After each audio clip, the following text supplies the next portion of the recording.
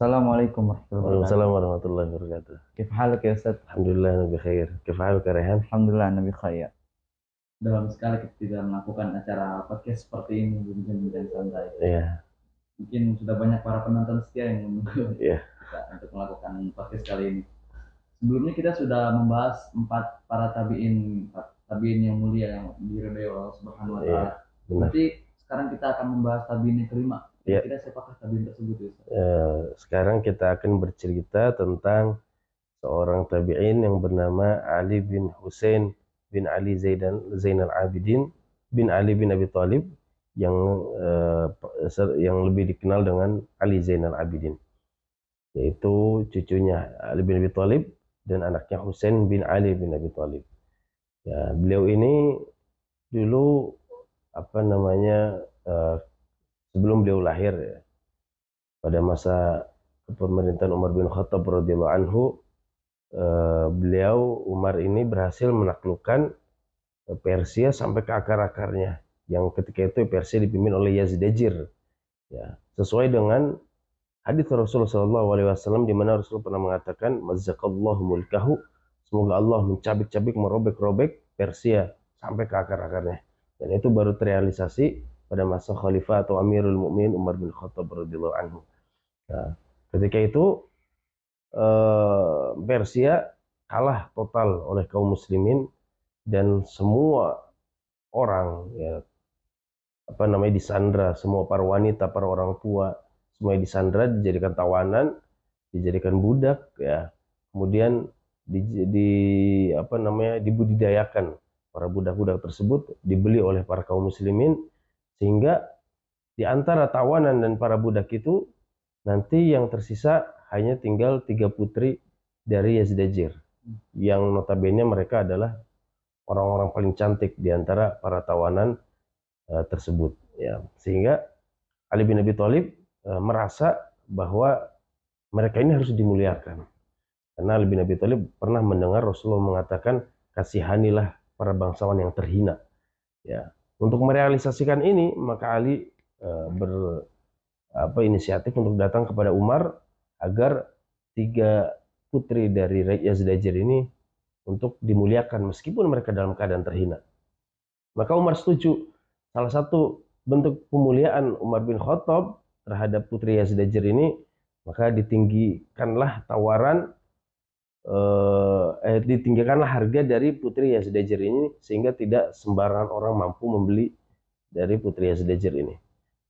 Dan akhirnya benar, yang bisa membeli putri Yazdajir ini adalah orang-orang terhormat di antara para sahabat. Ya, akhirnya putri yang pertama dibeli oleh Abdullah bin Umar, yang kemudian nanti dinikahi dan lahir darinya Saif bin Abdullah. Kemudian putri kedua dinikahi oleh Muhammad bin Abu Bakar, yang nanti terlahir darinya Al-Qasim bin Muhammad bin Abu Bakar, dan putri yang ketiga yang bernama Syahzinan. Ya, kalau artinya Syahzinan itu memiliki arti ratunya para wanita. Ya, ini akan dinikahi oleh Al-Husain bin Ali bin Abi Thalib. Nanti darinya lah terlahir Ali bin Husain bin Ali bin Abi Thalib, atau yang kita kenal dengan Ali Zainal Abidin. Nah, ketika dibeli oleh Husain bin Ali, lalu kemudian dinikahi oleh Husain, lalu melahirkan seorang anak, dan anaknya ini diberi nama seperti nama mertuanya, yaitu Ali bin Abi Thalib ya. Dan kemudian Syahzinan juga diganti namanya menjadi Ghazalah, untuk memuliakan beliau karena beliau masuk ke dalam Islam. Akan tapi karena proses melahirkan itu penuh dengan perjuangan, pendarahan yang begitu banyak, qadarullah wa masyafa'ala, Ghazalah ini meninggal. Nah, pada prosesnya Ali Zainal Abidin ini berguru, nanti ketika sudah dewasa, sudah remaja, beliau berguru. Yang pertama kali menjadi guru beliau sudah pasti madrasah pertamanya adalah rumahnya, yaitu ayahnya Husain Ali bin Abi Thalib ya. Kemudian Ummahatul Mukminin juga nanti menjadi guru Ali Zainal Abidin, dan juga para sahabat senior yang lainnya ya. Nah, kita tahu Ali Zainal Abidin ini lebih kenal dengan lakopnya daripada namanya. Ya, karena memang seperti itulah sifat beliau, ya, menghiasi kehidupan di zaman pada di zamannya dan di generasinya. Ali Zainal Abidin ini kan kalau kita artikan, Zainal Abidin ini perhiasan para ahli ibadah, ya, karena memang sifatnya beliau seperti itu, luar biasa ketakwaannya, ya, kemudian rasa takutnya kepada Allah, kemudian ibadahnya yang begitu luar biasa. Dan sebagian sahabat juga, sebagian ulama juga menyebut beliau sebagai as-sajjad, yang banyak sujud, ya. Dan suatu hari pernah itu Ali Zainal Abidin ini selepas wudhu, setiap kali selepas wudhu pasti memancarkan sebuah wajah yang penuh dengan rasa takut, pucat, sehingga ada orang bertanya, wahai Ali Zainal Abidin, mengapa setiap kali engkau selesai berwudhu wajahmu pucat, seolah-olah engkau merasa takut? Maka dijawab oleh Ali Zainal Abidin, bagaimana saya tidak takut?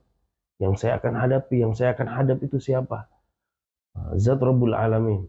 Maka saya takut setiap kali saya selepas berwudhu, saya akan menghadap kepada Allah Subhanahu wa Ta'ala. Begitu, sampai seperti itunya perasaan Ali Zainal Abidin setiap kali berwudhu. Ya, ini menandakan bahwa beliau begitu dekat sekali kepada Allah, takwanya begitu dekat, rasa takutnya ya begitu suci hatinya setiap kali melakukan suatu ibadah kepada Allah Subhanahu wa Ta'ala. Dan beliau juga dikenal sebagai seorang yang tidak pernah memendam rasa dendam. Dikala saat semua orang normalnya kalau sakit hati pasti dendam, kalau Ali Zainal Abidin ini enggak. Ya, sebagaimana kita tahu, Ali Zainal Abidin ini pada saat remaja mengalami peristiwa yang begitu mengerikan, ya, kezaliman yang didapati oleh keluarganya, terkhususnya oleh ayahnya sendiri, yaitu Husain bin Ali, karena peristiwa yang kita sebut sebagai Karbala, di mana peristiwa ini masyhur, ya, terkenal di kalangan para ahli sejarah dan kaum muslimin, di mana saat itu Husain bersama dengan keluarganya sekitar 80 orang itu ingin menyambut sambutan dari Kufah yang katanya mereka ingin membaiat Husain sebagai khalifah, tapi nyatanya mereka ditipu, dicegat oleh Ubaidillah bin Ziyad dan juga pasukan Umar bin Sa'ad bin Abi Waqqas, sampai akhirnya terjadilah sesuatu yang begitu tidak diinginkan oleh kaum muslimin atas terbunuhnya Husain oleh Ubaidillah bin Ziyad, lalu kemudian dipenggal kepalanya, dibawa kepada Ubaidillah bin Ziyad, ya, lalu kemudian tidak dihormati, begitu mengenaskan sekali peristiwa kezaliman itu. Bahkan saksi mata dan saksi hidup yang ada pada saat itu Ali Zainal Abidin, satu-satunya dari keluarga Husain yang tidak dibunuh, dibiarkan hidup, itu Ali Zainal Abidin. Maka Ali Zainal Abidin begitu melihat jelas dengan mata kepalanya bagaimana kezaliman yang terjadi kepada keluarga-keluarganya. Akan tetapi orang biasanya kezaliman kecil aja deh, itu pasti dendam. Apalagi kezaliman besar sampai harus ada pembunuhan, membunuh keluarganya, membunuh kerabatnya, pasti dendam. Nah, tapi Ali Zainal Abidin ini enggak, justru kepada para pembunuh ayahnya, pada para pembunuh keluarga-keluarganya, itu disantuni, diayomi, diberikan makan. Tidak ada sama sekali rasa dendam. Itu Masya Allahnya itu seperti itu. Ya, luar biasa Ali Zainal Abidin ini. Lalu kemudian kita bisa melihat, ya, bagaimana bentuk kesucian hati yang dimiliki oleh Ali Zainal Abidin ini. Selain dari peristiwa Karbala itu, ada peristiwa lain yang dikisahkan oleh sepupunya sendiri, yaitu Hasan bin Hasan, yaitu anaknya dari Hasan bin Ali bin Abi Thalib. Hasan bin Hasan ini suatu hari beliau pernah mencela dan mencaci maki Ali Zainal Abidin ketika saat beliau sedang bermajlis dengan para sahabatnya. Beliau dihina, dicaci. Lalu kemudian akhirnya Hasan ini pulang ke rumah. Di tengah malam Hasan bin Hasan ini mendengar ada orang yang mengetuk pintu. Ya, ditanya siapa? Maka ketika dibuka ternyata itu adalah Ali Zainal Abidin. Ya, nggak banyak ngomong, langsung Ali Zainal Abidin mengatakan, wahai sepupuku, jika apa yang kau katakan tadi siang atau tadi pagi itu benar adanya, maka semoga Allah mengampuniku. Tapi jika itu adalah salah, ternyata tidak ada kepadaku, semoga Allah mengampunimu atas tuduhan kepadaku. Assalamualaikum. Langsung pulang. Ternyata disamperin langsung sama Hasan bin Hasan, dan beliau memeluk siapa Ali Zainal Abidin dan mengatakan, wahai saudaraku sepupuku, maaf, aku mulai sekarang tidak akan pernah menghinamu lagi, aku tidak akan mencelamu lagi, aku tidak akan mengejek-ngejekmu di depan orang secara umum. Begitu juga hampir sama kisah yang sama ya, yang dilakukan oleh seorang yang tidak dikenal dalam riwayat, tidak disebutkan siapa namanya. Itu dia mencela Ali Zainal Abidin ketika Ali Zainal Abidin sedang berkumpul dengan para sahabatnya. Dicela, disebutkan aib-aib yang menurut dia itu adalah aibnya Ali Zainal Abidin. Setelah selesai disamperin sama Ali Zainal Abidin. Ya, tapi orang ini heran ketika Ali Zainal Abidin itu mau nyamperin dia, itu wajahnya itu dengan wajah senyuman, tidak ada wajah rasa dendam, tidak ada wajah rasa marah. Ternyata pas sudah dekat dikatakan, wahai saudaraku, apa yang kau sebutkan tadi tentangku hanya segelintir aib yang kau ketahui tentang diriku. Sebenarnya yang kau tidak ketahui tentang diriku masih banyak, tapi ditutup oleh Allah Subhanahu wa Ta'ala. Setelah itu diberikan uang, dikasih ini. Langsung kata orang ini, demi Allah, engkau adalah keturunan Rasulullah Sallallahu Alaihi Wasallam. Ya, karena akhlaknya persis dengan akhlak Rasulullah. Ini luar biasa ya Ali Zainal Abidin ini. Makanya kita tidak heran kalau orang-orang menyebutnya sebagai Zainal Abidin, perhiasannya para ahli ibadah. Karena rata-rata banyak ahli ibadah, tapi mulutnya, hatinya nggak bisa dijaga. Ya, tapi Zainal Abidin ini benar-benar ya, hatinya, mulutnya itu tercermin sesuai dengan ibadah yang beliau laksanakan sehari-hari.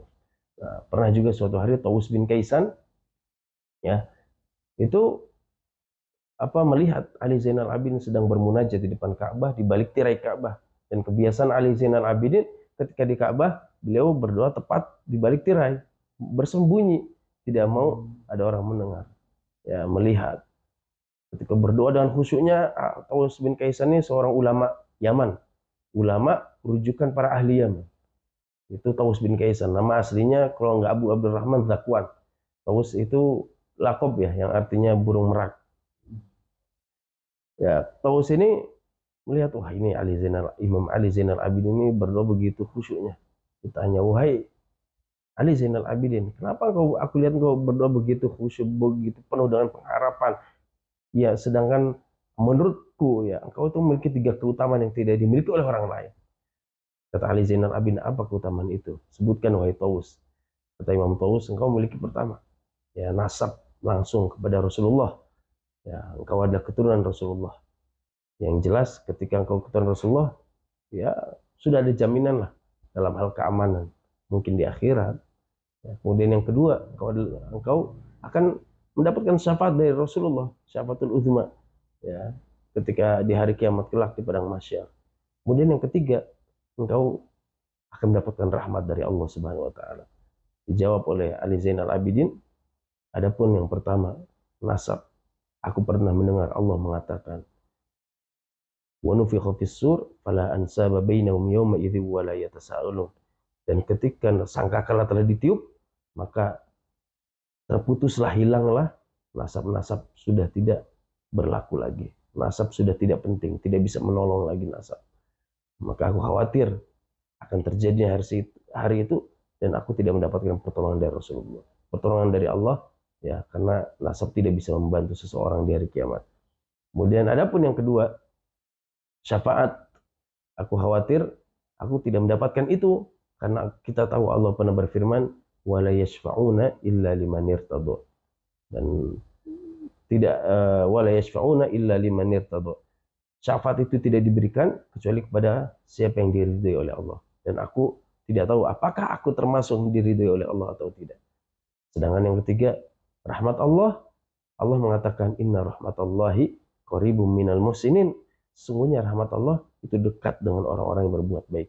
Sedangkan aku tidak tahu apakah aku termasuk orang yang berbuat baik atau tidak. Ya, itu jawaban yang begitu luar biasa dari Ali Zainal Abidin.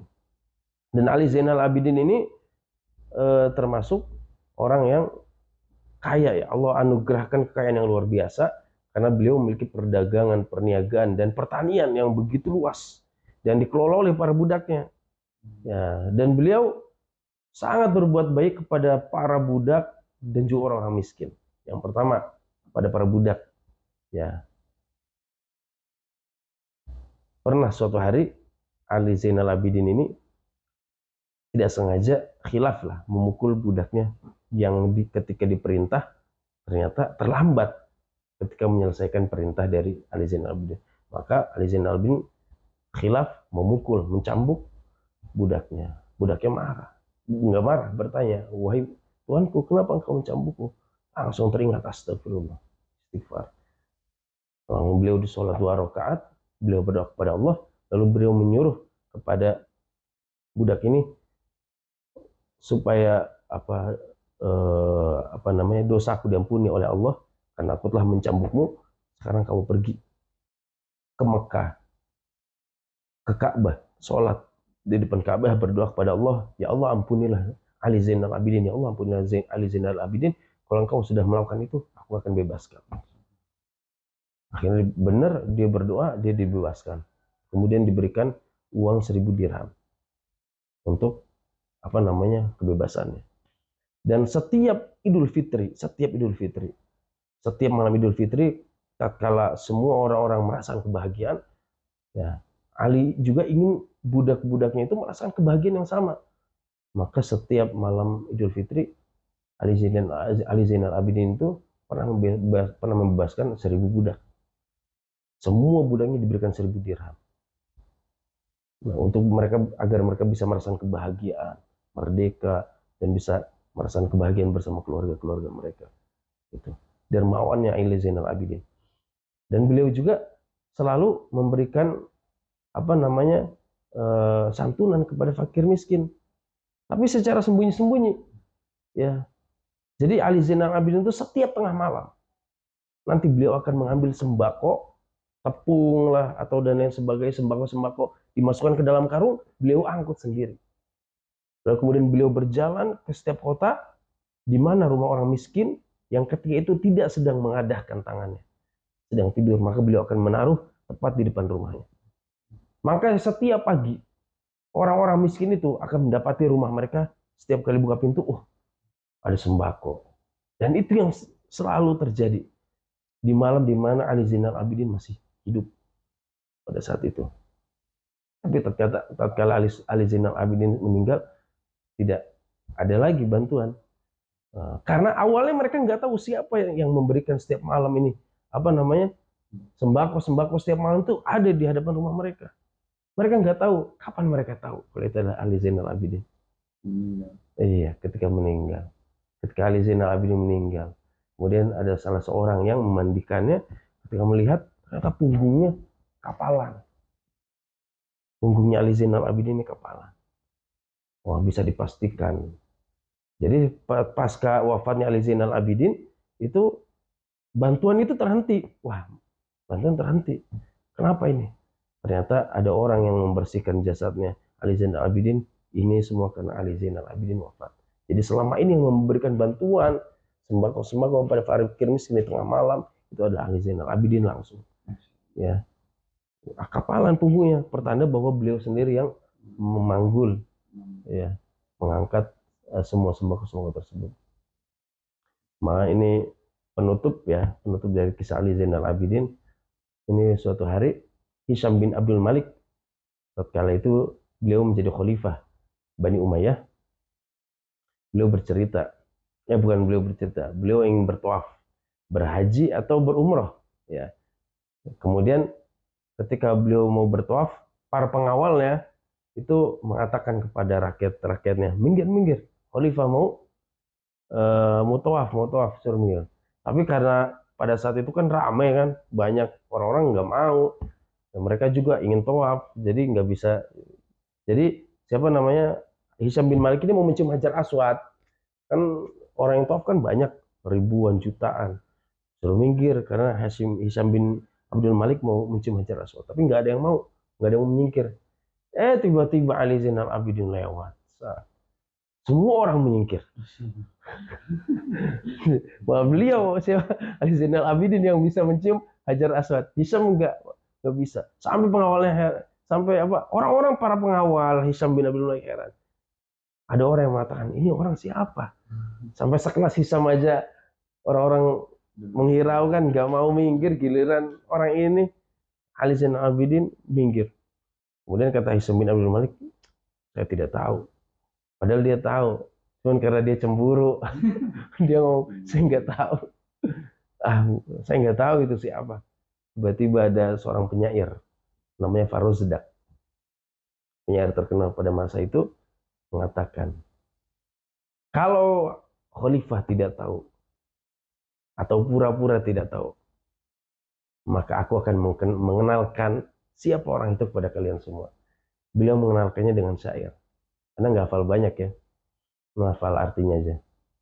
Kata Farozdak, beliau ini adalah seseorang yang jangankan manusia, batu dan kerikil yang diinjak pun kenal siapa dia. Orang ini jangankan manusia, batu dan kerikil yang diinjak pun tahu siapa dia. Dia adalah orang yang Ka'bah yang sedang ditawafnya itu tahu siapa orang ini. Ya, dialah cucu dari Fatimah Az-Zahra. Dia adalah cicit dari penutup para nabi. Ya. Dia adalah orang yang tidak pernah mengatakan tidak kecuali saat tasyahud akhir, kecuali saat tasyahud. Dan seandainya tidak ada syahadat, pasti semua perkataannya adalah iya. Tidak ada tidak. Beliaulah Ali Zainal Abidin, perhiasannya para ahli ibadah. Nah, itulah penggal kisah cerita dari Ali Zainal Abidin. Ya. Sungguh seorang tabiin yang mulia sekali. Yang namanya saja sudah batu dan kerikil tidak tahu. Iya, betul. Nggak ada, jarang sekali. Emang Allah itu termasuk hikmah ya. Kenapa pada saat peristiwa Karbala itu beliau tidak dibunuh oleh pasukannya Umar bin Sa'ad, pasukannya Ubaidillah bin Ziyad? Hikmahnya ini. Emang Allah ingin memberikan suatu kedua yang terbaik di zamannya. Maka dibiarkan hidup. Nah, inilah Ali Zainal Abidin. Ya, gitu aja. Afwan. Oh iya. Semoga penonton bisa mendengarkan. Semoga kita semua bisa mendengarkan dan meneladani sifat-sifat. Allahumma amin. Mudah-mudahan.